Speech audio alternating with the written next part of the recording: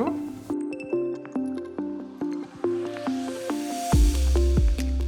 Les greffes dérogatoires, déjà, il faut connaître le contexte et la dénomination. Ce sont des greffes, des prélèvements d'organes qu'on peut faire sur des donneurs qui ont un risque potentiel de transmission d'infection. Donc ça concerne l'hépatite B, l'hépatite C et depuis juillet 2021, le VIH.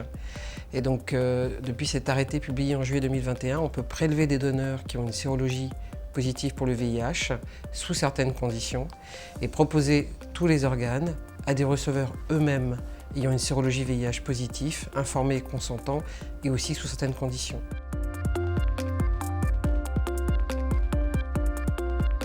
Donc déjà pour pouvoir être donneur, ça concerne uniquement les donneurs en état de mort encéphalique dans l'état actuel de l'arrêté. Il faut une infection VIH parfaitement bien contrôlée depuis au moins 1 an, en termes de charge virale, en termes de stabilité du traitement.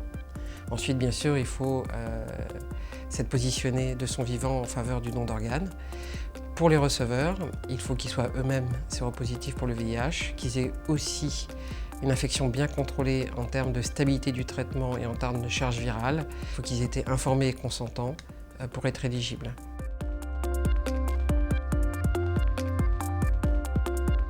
En 2022, les 4 premiers donneurs ont été recensés. 3 ont pu être prélevés et ont permis 5 greffes rénales chez des patients qui attendaient depuis longtemps et avec un succès immédiat et des greffons qui fonctionnent toujours très bien.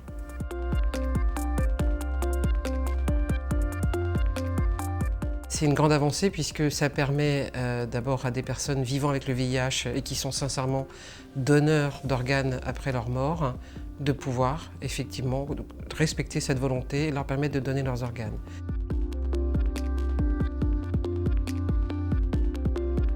L'Agence, pour faciliter le travail des équipes de greffe, a déjà rédigé une lettre d'information à l'intention des receveurs.